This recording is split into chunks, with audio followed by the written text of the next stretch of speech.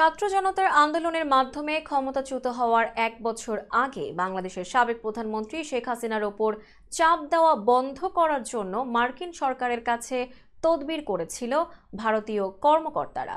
মার্কিন সংবাদ মাধ্যম ওয়াশিংটন পোস্টের প্রতিবেদনে এই তথ্য জানানো হয়। বাংলাদেশে গত সাধারণ নির্বাচনের আগে বিরোধী দলের নেতাকর্মীদের জেলে পাঠানোয় মার্কিন সমালোচনার শিকার হন শেখ হাসিনার সরকার। এর আগে বাংলাদেশের পুলিশের ইউনিট র্যাবের ওপর নিষেধাজ্ঞা দেয় যুক্তরাষ্ট্র। সেই সঙ্গে বিচার বহির্ভূত হত্যা, গুমের সঙ্গে জড়িত থাকার দায়ে কয়েকজনের ওপর ভিসা নিষেধাজ্ঞাও দেয় দেশটি।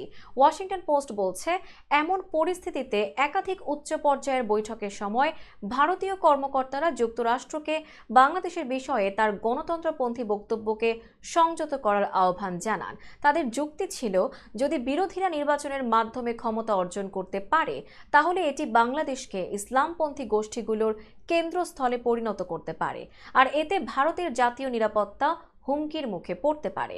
শেষ পর্যন্ত জো বাইডেন প্রশাসন সমালোচনার সুর অনেকটাই নরম করে এবং হাসিনা সরকারের বিরুদ্ধে আরও নিষেধাজ্ঞার হুমকি স্থগিত করে।